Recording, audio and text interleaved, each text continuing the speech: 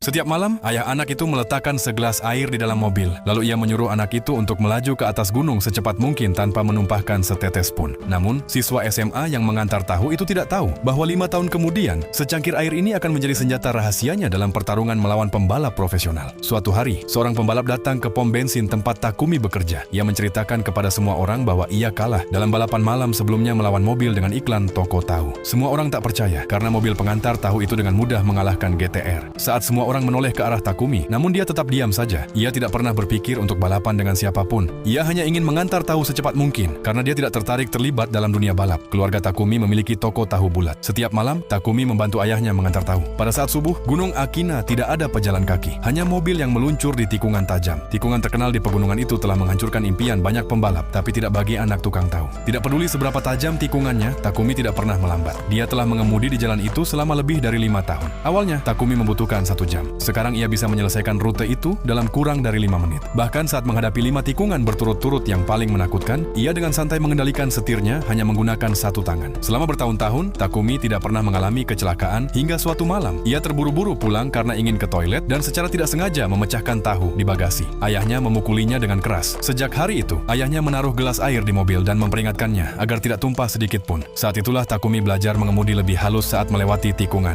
Namun bagi orang lain, dia terlihat seperti baru belajar mengendarai mobil. Suatu malam, dia terburu-buru mengantar tahu. Dia menyalip GTR di depannya. Saat kedua mobil saling berpapasan, pengemudi GTR terkejut. Dia hanya menatap saat Toyota Corolla dengan mudah mengalahkannya. Keesokan harinya, pembalap itu datang ke pom bensin dan menantang pemiliknya untuk balapan. Semua orang percaya pemilik pom bensin adalah dewa balap legendaris. Pembalap itu berpikir hanya legenda yang bisa mengalahkannya. Takumi terlalu takut untuk mengakui kebenarannya karena dia tidak ingin ayahnya tahu dan memarahinya. Di antara semua orang di pom bensin, hanya pemilik yang tahu bahwa ayah Takumi sebenarnya adalah pembalap legendaris. Bertahun-tahun yang lalu, ayah Takumi berhenti balap untuk memulai keluarga. Tapi tak lama kemudian, istrinya meninggalkannya dan dia membesarkan Takumi sendirian. Pemilik pom bensin mengira ayah Takumi lah yang balapan dengan Toyota. Jadi dia pergi ke rumah mereka untuk memastikan. Tapi yang mengejutkan anak itu, ayahnya tidak marah. Sebaliknya, dia memberikan kunci mobil kepada Takumi dan menyuruhnya untuk balapan. Ketika Gunung Akina ditutup untuk balapan, pembalap itu akhirnya melihat AE86 tiba. Tapi semua terkejut saat jendela diturunkan, karena orang di balik kemudi bukanlah dewa balap tua, melainkan hanya anak SMA.